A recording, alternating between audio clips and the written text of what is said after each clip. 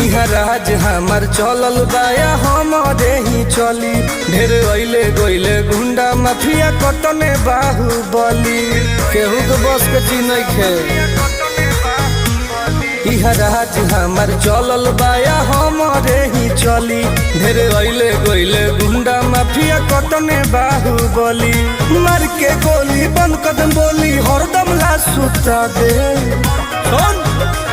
माहौल जवन बदली ओहके दुनिया से उठा दे। माहौल जवन बदली ओहके दुनिया से उठा दे।